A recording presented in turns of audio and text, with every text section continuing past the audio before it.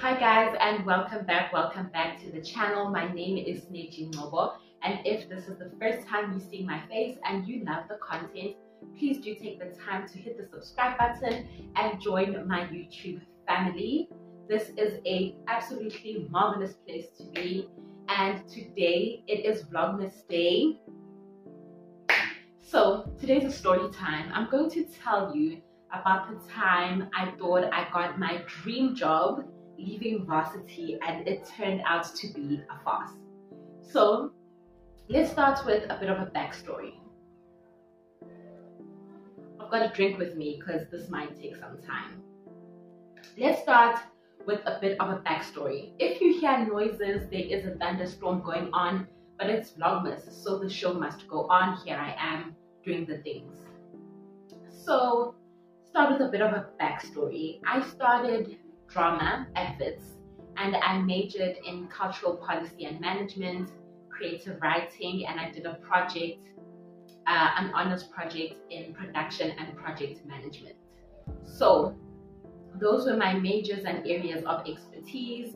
So it has to do with art administration, project management, and marketing. So those are all the fields that I actually fit into. So for my project and production management course, which was the honors project in my final year, we had to do a research project and the presentation had to be based on a hypothetical music event. So my hypothetical event was a music award ceremony, and the hypothesis was that we have South African artists and there was a theme, blah blah blah blah blah, can't remember the rest.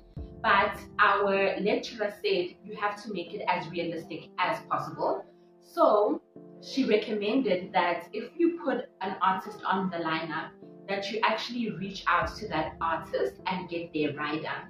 So for those of you who don't know what a rider is, a rider, I know most South Africans think a rider has to do with the entertainment and alcoholic needs and catering needs of an artist, but it's more than that. Traditionally, I'm showing you that I'm schooled right now.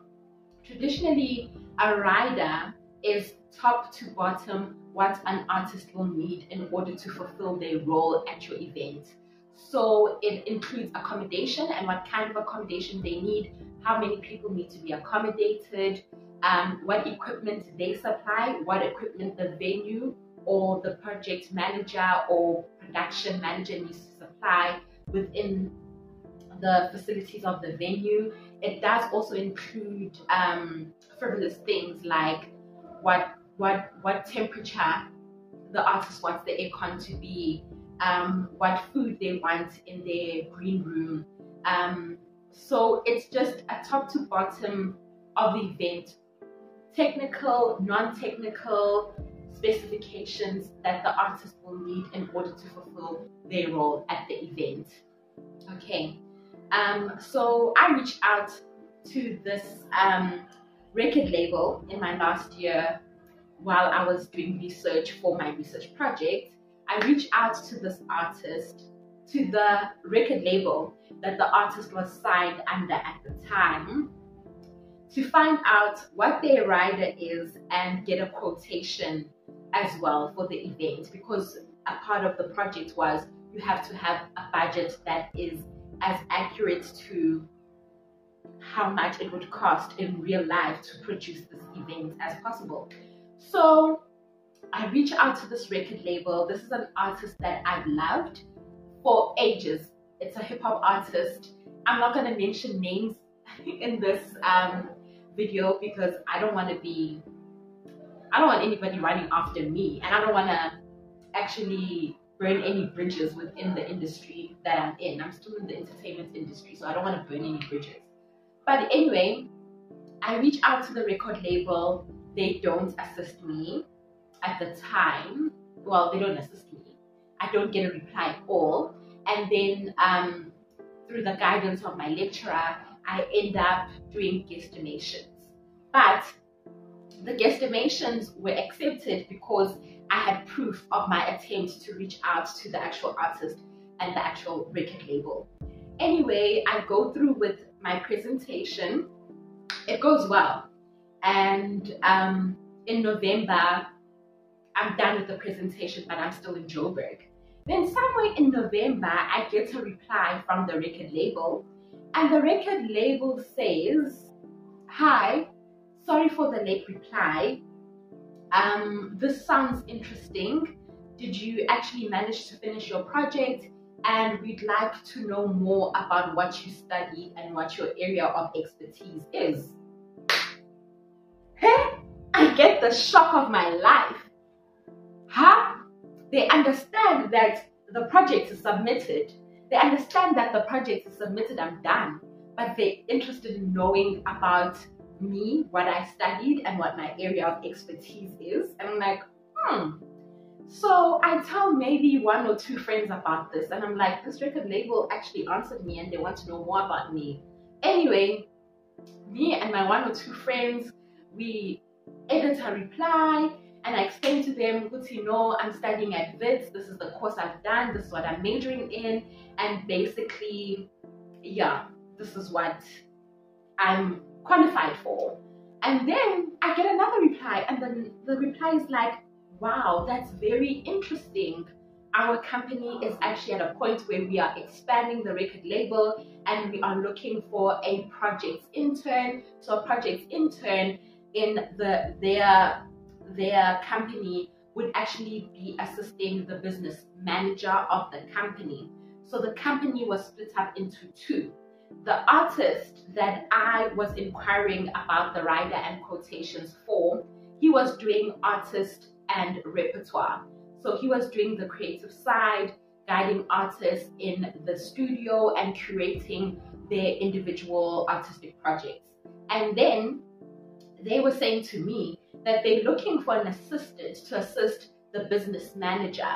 So this is the guy that coordinates and coordinates the deals, coordinates meetings between artists and stakeholders, and also the guy that does the numbers for the business. So they were looking for an assistant for the business manager. But it would start as a 6-month internship, and then after 6 months, then we would review where we were in the business and my performance within the 6-month probation period to see if I'm taking on, to see if they could take me on a permanent basis. But in their reply, they said, we need to do an interview. So now they replied to me, but by the time they replied to me, I've already booked my bus back to KZN because I'm done with exams. But the plan between me and my parents and another friend of mine was that I'm coming back to Joburg. Me and this friend and another friend were going to live together. But I'm coming back to Joburg next year, but I didn't have a job. Graduation hadn't happened. I just had completed all my modules and I was waiting for my final results. And I was pretty confident that I had passed. So I tell them that no, I've already booked the bus back to KZN. And then this guy that I'm in contact with, the business manager of the company, says to me, Bama, but you know what? Let's get on a Skype interview beginning of January after New Year, like somewhere around the 5th. And guys, just understand that it's 2013. I've just completed my qualification. I've never had an interview in my life. I've never had a job offer in my life. Okay, I've had low-key interviews because I had like one stint in retail, but like that wasn't even a serious interview. Like this is an interview within the job like environment that I studied for. And I'm shocked, right? Like I'm shocked. This is like way too good to be true, which it was. But like I'm shocked, and like the friends that knew about this, they are excited because we know the business partner of this company and we know the artists that are in this company. And I'm telling you guys, these artists were on fire at the time. 2013, they were trailblazing. Like I'm from Nashville. Like, hey, that record label was having a good time. Like 2012 to like 2013, 14, 15, maybe even up to 2015. The company was having a good time. Anyway, so like I'm like, shit. I'm like, of course. And he's like, Skype. Oh my word, I've never been on Skype. I don't even have a Skype account.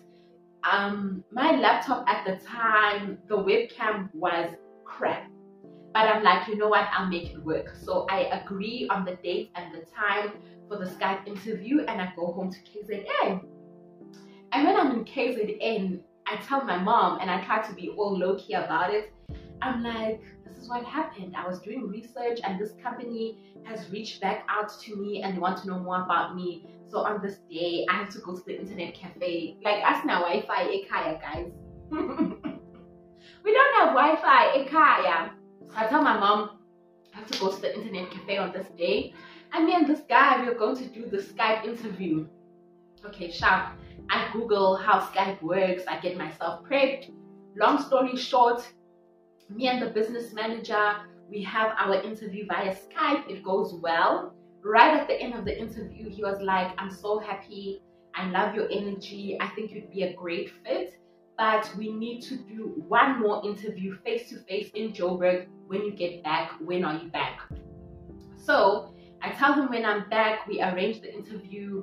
I, like clockwork, I'm back in Joburg. Within the first week of being in Joburg, we go to a coffee shop, we meet up. This is serious, it's not a drill. We have the interview, and then at the second interview, he offers me the job on the spot. Yo, that should have been the first red flag.